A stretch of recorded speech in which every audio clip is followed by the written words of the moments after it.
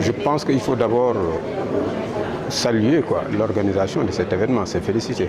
Parce que comme on le sait, la recherche en marché public, quand même, c'est une recherche un peu pauvre. Donc aujourd'hui, il faut encourager cette initiative-là. Et moi, en tout cas, je suis très heureux de participer à cet événement-là. Ce qu'il faut dire, c'est que les questions environnementales, c'est des questions importantes. Et c'est important qu'on les prenne en compte dans la gestion des systèmes de marché public, notamment dans tout ce qui est critères de qualification.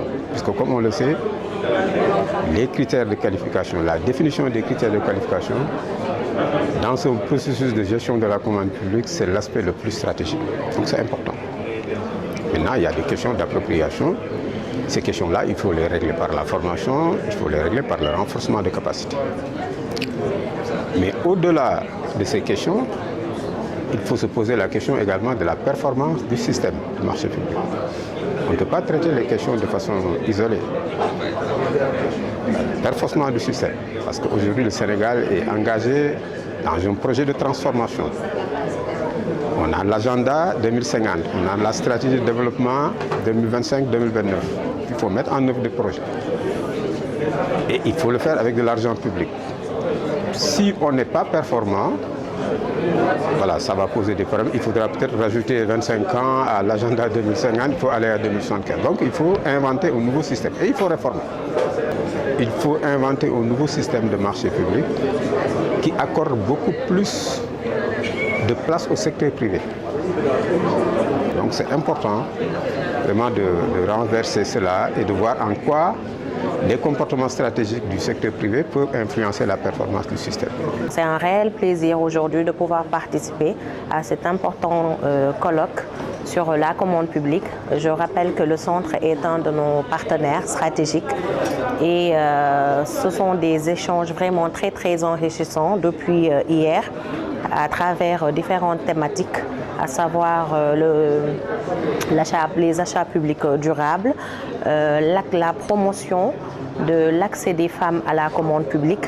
À travers la présentation du docteur Baïsamba, nous avons su, encore une fois, nous avons pu aller en profondeur au niveau de la réglementation de l'ensemble des mesures incitatives à l'accès des femmes à la commande publique en général, mais également l'ensemble des mesures relatives à la durabilité, au marché vert, comme on dit, et également à l'aspect environnemental et l'aspect genre pris en compte par les panélistes aujourd'hui. Donc encore une fois, nous remercions le coordonnateur du centre de nous avoir associés à cet important programme du centre et également nous remercions l'ensemble des professeurs qui ont eu à intervenir au courant de ce séminaire et à l'ensemble également des participants pour l'ensemble des échanges très enrichissants.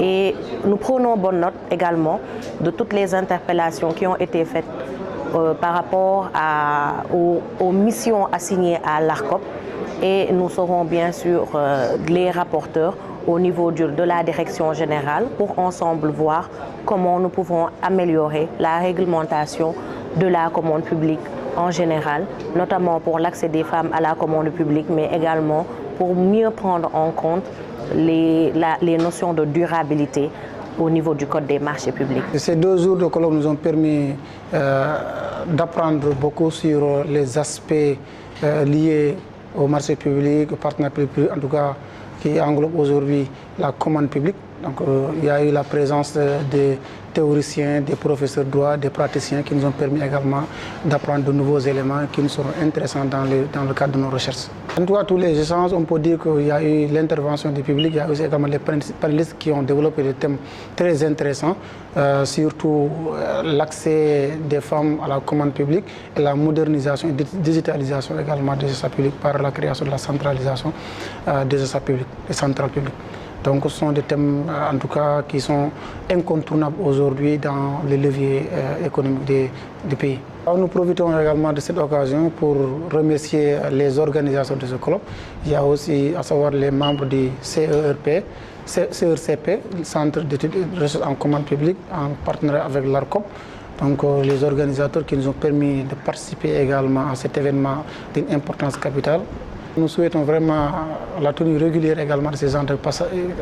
Ce sont des activités qui permettent de développer aussi nos recherches, surtout dans les thématiques comme la commande publique, qui est aussi un domaine qui est très technique et très spécifique. Il faut savoir que c'est une thématique très intéressante parce que quand on parle de marché public ou commande publique, c'est un sujet qui part même au-delà du droit.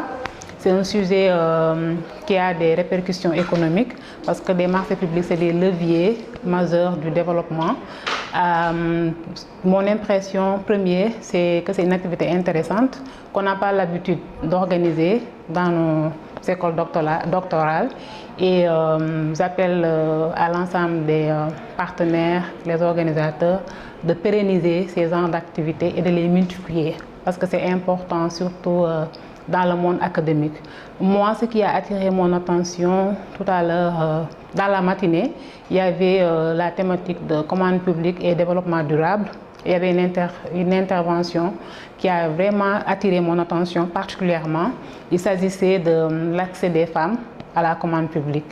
Et je suis même intervenue en demandant aux panélistes qu'est-ce qu'ils pensaient réellement de la dimension genre, on peut le dire ainsi, la dimension genre dans le processus ou bien dans toutes les étapes du processus de la commande publique. Est-ce que le genre il est respecté? Est-ce que les femmes ont accès à la commande publique? Et malheureusement, comme on a l'habitude de le constater, il y a les textes qui sont là, il y a des études qui ont été faites par des organisations internationales, notamment la Banque mondiale et l'ONU Femmes, mais il existe toujours un fossé entre la pratique et la théorie. Et moi, j'aimerais intervenir, j'aimerais attirer leur attention sur ce point-là, sur réellement la pratique, en fait, les résultats sur le terrain. Est-ce que les femmes bénéficient réellement? Est-ce qu'elles sont, autrement dit, des bénéficiaires effectifs de la commande publique?